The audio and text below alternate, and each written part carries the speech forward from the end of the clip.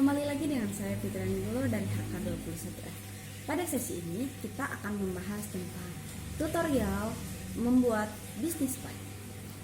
Nah, sebelum saya ke tutorialnya, saya akan menjelaskan tentang apa itu bisnis plan. Bisnis plan adalah sebuah dokumen, data atau proyeksi yang memiliki tujuan untuk mencapai suatu rencana. Nah, bentuk bisnis plan beragam.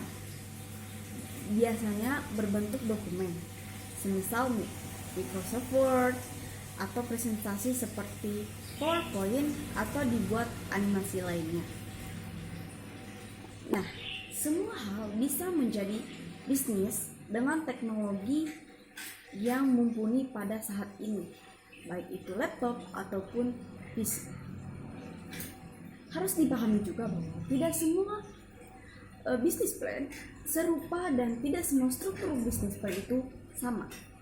Nah, ada 9 elemen yang ada di dalam bisnis plan, yaitu yang pertama, executive summary, yang kedua, company description, yang ketiga, service and products, 4, market analysis, yang kelima, competition and benchmark, 6, marketing plan atau strategi, yang ketujuh, organization and management, yang ke-8, finansial, dan yang ke-9 yaitu closing and contacts.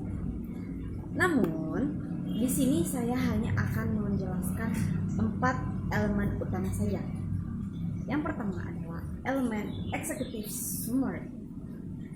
Elemen ini adalah hal penting untuk bisnis plan. Mengapa begitu? Karena ini adalah sebuah pembuka bisnis plan yang memberikan gambaran umum secara singkat dan jelas dari bisnis tersebut. Nah, untuk memulai bagian eksekutif summary ini bisa memakai beberapa konsep. Yang pertama adalah konsep elevator pitch. Nah, pada konsep ini, elevator pitch merupakan 1 atau 2 paragraf yang tidak perlu dibaca lebih dari 60 detik, di mana harus bisa menjelaskan bisnis yang dibuat, produk, serta keunikan produk secara singkat. Jadi di dalam 60 detik tersebut, kita harus menjelaskan tentang keunikan dari produk tersebut. Itu harus padat, singkat, dan jelas. Konsep yang kedua adalah mission statement. Nah, mission statement berisi visi dan misi perusahaan. Nah, di sini kita harus menjelaskan tentang visi dan misi dari perusahaan itu sendiri. Jadi, Anda harus memiliki visi dan misi. Konsep berikutnya adalah konsep business value.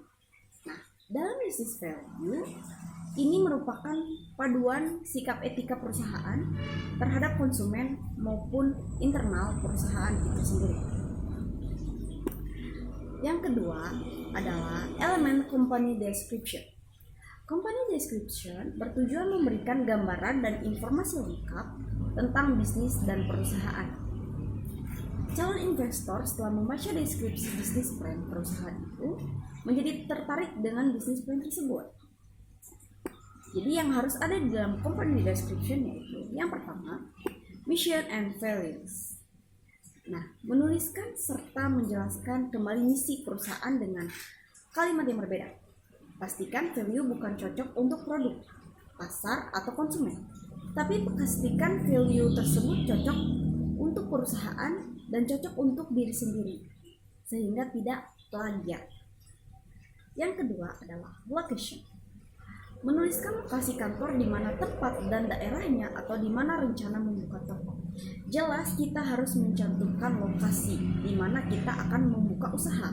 Karena para konsumen harus tahu di mana akan kita buka toko tersebut sehingga mereka tertarik untuk datang ke toko kita atau perusahaan kita. Yang ketiga adalah legal structure. Yang perlu dituliskan di sini adalah struktur legal bisnis perusahaan. Jika bisnis ini sudah jalan, tuliskan apakah ini CV atau PT. legalitas belum ada, tuliskan rencana ke depan tentang legalitas perusahaan ini. Mau bagaimana ke depannya? Apakah akan dilegalkan atau bagaimana? Yang keempat, achievement. Tuliskan sejarah dan prestasi perusahaan. Bisa menuliskan apa yang sudah terjadi di perusahaan selama hidup dan apa yang sudah diraih. Jadi di sini kita harus menjelaskan prestasi apa saja yang sudah didapatkan oleh perusahaan tersebut, sehingga mereka tahu bahwa perusahaan ini memiliki prestasi atau sesuatu. Elemen yang ketiga adalah service and product. Bagian ini merupakan hati dan jiwa dari bisnis plan karena menjelaskan tentang produk dan jasa sebagai solusi yang ditawarkan pada pasar. Apapun passion yang dimiliki belum dirubah atau diwujudkan menjadi produk atau jasa, maka belum bisa dijual. Jadi harus menjabarkan jasa atau produk yang ditawarkan. Formulasikan produk tersebut dengan menjelaskan 3 poin, yaitu 1. Problem to be solved. Nah, jelaskan masalah yang menghantui passion yang dimiliki bisa menjadi peluang produk. Dengan mengamati masalah di masyarakat bisa menjadi ide untuk produk. Jadi kita itu harus suka masalah. Kita harus mencari masalah.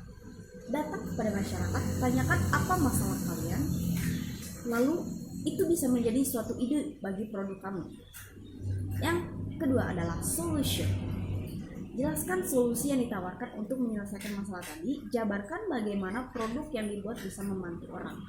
Jadi ketika kita mendapatkan masalah, jelas kita juga harus mencari solusi dari masalah tersebut sehingga terciptanya suatu tujuan.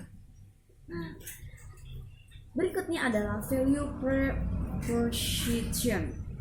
Jelaskan nilai untuk produk yang dibuat yang mungkin eksklusif hanya dimiliki produk oleh diri sendiri.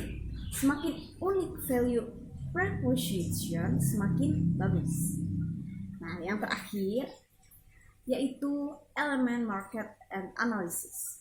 Market analysis merupakan tempat untuk memberikan penjabaran dan analisa target pasar, industri, kompetisi di pasar serupa dan konsumen bisnis secara detail.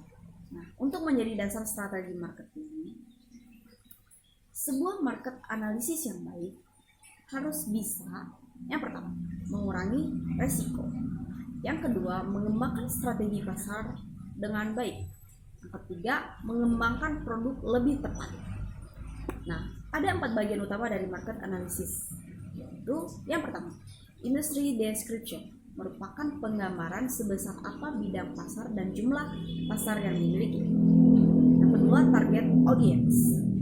Buat suatu penggambaran detail tapi umum tentang target pembeli, masukkan data-data geografis, demografis, dan lain sebagainya. Lalu yang ketiga, competitive analysis. Siapa saja kompetitor yang diketahui, siapa saja saingan produk yang ditawarkan, dan apa challenge yang dihadapi ketika masuk ke pasar ini. Yang keempat, projection. Projection merupakan penggambaran secara umum berapa dana yang dikeluarkan oleh industri. Nah, jadi pertimbangkan besar pasar atau jumlah target konsumen per individu untuk menghidup proyeksi total disertai dengan data dan harga. Mungkin hanya ini yang bisa saya jelaskan, keempat elemen ini. Semoga apa yang saya katakan bisa bermanfaat untuk kita semua. Sekian dan terima kasih.